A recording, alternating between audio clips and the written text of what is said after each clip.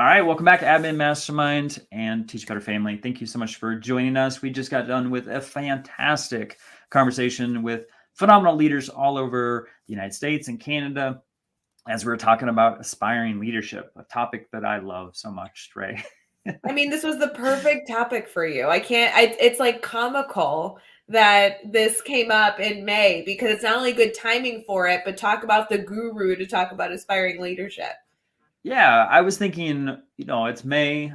I, in my own experience, had to delegate so much because it was just insanity on the campus. And not so much like it was student behavior, although that was a part of it. It was also, there's so many things going on. I mean, we've got like concerts and plays and award ceremonies, and it seemed like every day there was an event after school, in addition to the fact that we had just a lot going on preparing for the end of the year and state testing, as some of the admin had talked about. They're still going through that right now.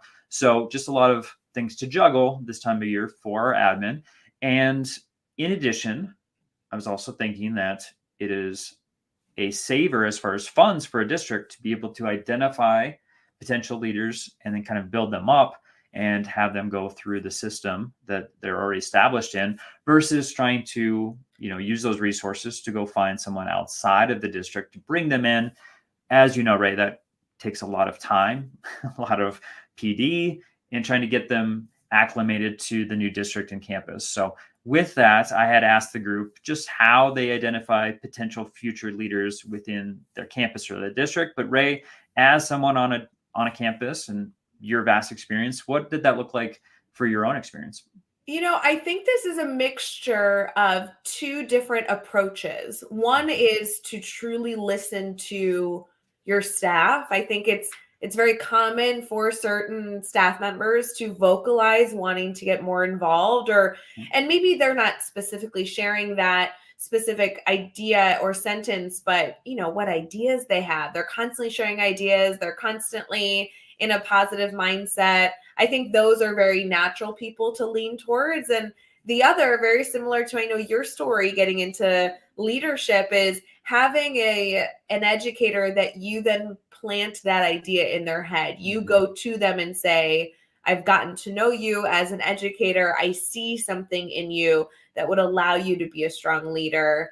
How can I kind of, encourage you to make that leap? I think both of those approaches allow you to hear what your community is saying and also maybe find those educators that don't quite see the vision and plant that seed for them.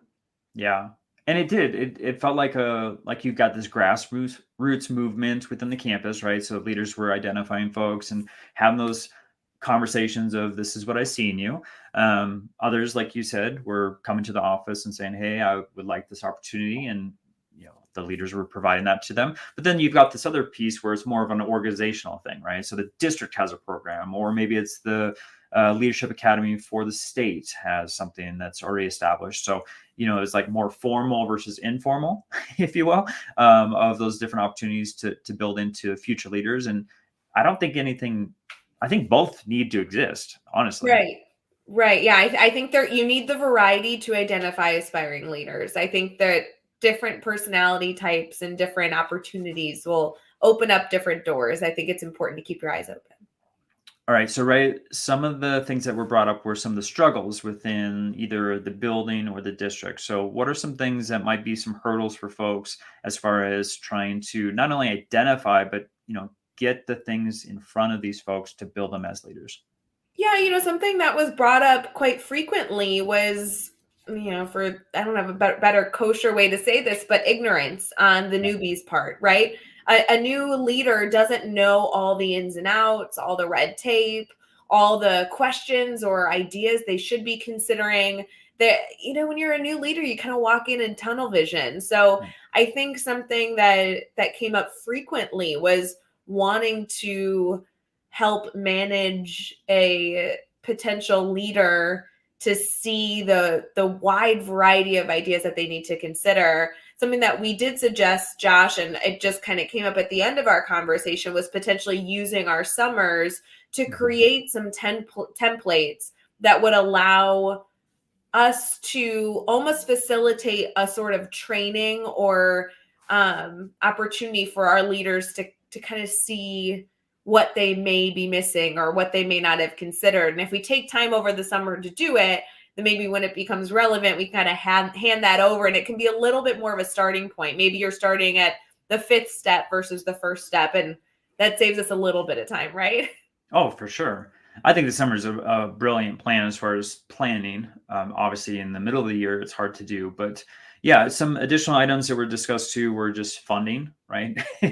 That's how it seems like always an issue is trying to find the money for that, but then also the time that's needed for a program. And then I think the biggest thing too is folks understood like you can't do this work alone. Like this isn't something that you need to have the idea for, build out, and implement by yourself. It does require a team or a committee of folks to be able to do something. If it's at a campus level or a district level or state organization, it is not a one-person job. So, and then the last thing was just getting someone to say yes. So you can pitch it all you want. You may have this brilliant idea, but if the higher ups, and within the district don't say yes to it, you're kind of out of luck. So what can you do to change their mind?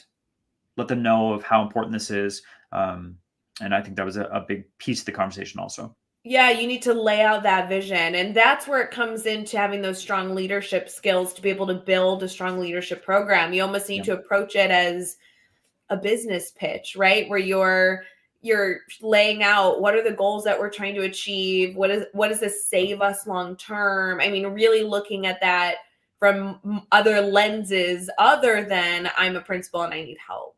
How can we approach this to really see how we can serve the district? So lots of good pieces there, lots of short-term and long-term suggestions for this type of work. Yeah, and I love the idea of like the different experiences that people had and were trying to share, especially with those who wanted to create a program. And with that, I wanted to switch to probably the bulk of our conversation, Ray, which was once we've identified our staff members that we feel have these leadership qualities, we want to like pour into them. I was asking like what strategies or things did they put in place for them to get the experience needed to get into a future role. So do you want to share just some examples of what people, laid out for them? Yeah, there was so much shared. And I know one of the key things was an idea of creating opportunities for educators to shadow leadership. What comes up for you, Josh? Oh my gosh, I used to do this all the time, right? So shadowing is such a huge thing. And I got to do it myself. So I had the first-hand experience of, it's one thing to hear about the role, or maybe you have some assumptions of what maybe an assistant principal or a principal does, but to be able to be in the same room and to be in those really sometimes crucial meetings with students, parents, and staff members. I mean, it was invaluable, and it gave me firsthand opportunity to see exactly what the role really was, so that when I got to be promoted, I felt like I knew exactly what I was stepping into, and I knew the insanity that came with the role and the job. But I loved it. I don't think I would have pursued it as much as I did if I didn't get the experience of being able to shadow and be a part of all of the job. My admin was phenomenal of not holding back. They let me experience and see absolutely everything, good and bad. So shadowing was a huge piece. The other thing was just delegation, right? I think sometimes as admin, and this was brought up, we get so stuck on I have to do it. I'm the leader. I'm the admin, and not being able to just let some things go to some folks that do possess the skills to get it done and get it done well. Right. I think that also led into those templates, right? It's how can I delegate and trust the person I'm delegating to do it the way that I want it done. And the reality is that comes with time and support and experience, but trying to give some perspective of things that they may not think about, or that's something that makes you feel more comfortable letting go of that responsibility, even if it's as small as a checklist. Might be those little supports so that you feel confident being able to step away and allowing somebody else to shine in those areas. Yeah. Or even having a checklist of tiers, right? Like I'm giving this opportunity. They've experienced it. They've done it well. So let's give them the next tier of like getting them higher up on that level to be able to say, I'm ready to go into administration or whatever the leadership position is, right? I mean, it doesn't have to always be admin, but Well, and to your point, as we think about the year, not just the month of May, but the entire year, there are so many different leadership opportunities that probably could be broken up into 3 tiers of, running a simple staff meeting or collecting survey results to planning a graduation. I mean, we're in a very different category for that. So I like the opportunity for maybe you to have people you pull on based on experiences they've had, and you're kind of building them up as they experience those different opportunities. Yeah, I think a lot of folks give the opportunity to go to a concert and be admin on duty, right? Or go to a football game and be admin on duty. But there are so many other things that they can get experience with. And if you had the time to just sit down and plan that out to say, okay, that's important, but that's not the only thing an admin does. They need to get experience in other things. And what are those opportunities that I'm willing to open up for these folks to be able to do? Like you said, run a staff meeting. Like how many teachers have been able to do that? Yeah. Did you, Ray? I have, and I have to tell you that it's nerve-wracking. It takes practice, and I think that, to me, that's like a tier 1. Like, how can you get more educators that have leadership skills up in front of your staff, even for as short as 5 minutes, right? So these are good, small, little steps to grease the wheels. Ray, I want to just mention this because it was brought up, and it was a link that you put in there for the group, but I know professional development was another piece of the conversation. And someone had brought up that they had used the Teach Better grants because obviously, like we talked about, the hurdles that we have to jump over as admin to get things done, funding, once that is put in place, that does open up a lot of doors to continue the conversation. And they were just saying that once they had the money presented with the grants, that they were able to use the team pretty much immediately. So do you mind sharing kind of that opportunity for folks? Absolutely, friends. It's very simple. So Teach Better does not want funding to be the reason that you can't provide your staff support in all the different areas, the 360 approach that the Teach Better team loves to be able to work with schools in the US and Canada with. So as we look at heading over to teachbetter.com/grants with an S on the end, grants, you're going to be able to see really an opportunity for you to submit for our team to get more information. What we like to do then is to better identify what community you're in, better identify what state you're in, your needs for professional development. And then we head over to our internal team and we find grants for you and help you write the grants. So the hope would be that, grants can be cumbersome. It takes a little bit of a strategy if you've never done it before. Our team takes care of 90% of the grant work to make sure that you can really focus on what the outcome needs to be rather than the process to get there. So if you head over to teachbetter.com/grants, it's very easy to do an exploratory meeting just to see what your needs are. And then we go hunting for you. And the hope would be that we get those grants for you, that money for you, and we can reinvest it into the professional development that you want your staff to gain. I love it. So definitely head over to that link for those who are watching on YouTube. The link is on the screen for you. So make sure you head over. And then, of course, we can help you in this area, but Teach Better can provide PD for so many topics. Well, I was going to say, there's so many things we support educators on, but aspiring leaders is literally one of the topics. Yes. So if you're trying to build up your leadership team, this is a perfect opportunity for you to go get a grant that will fund it for you and have the Teach Better team come in and support your staff.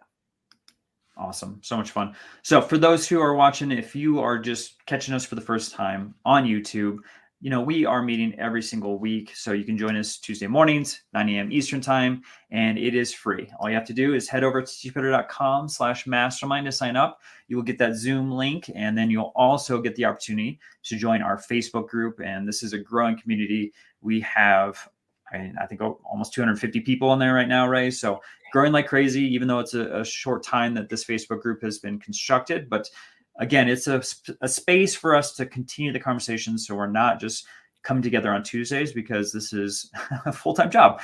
This is something we're constantly looking to collaborate with. So this gives us a forum to do that in. And with that, Ray, I just want to thank you so much for joining the conversation this morning on Aspiring Leadership. So fun. Friends, don't forget to go sign up for Admin Mastermind. It's my favorite time of the week. Awesome.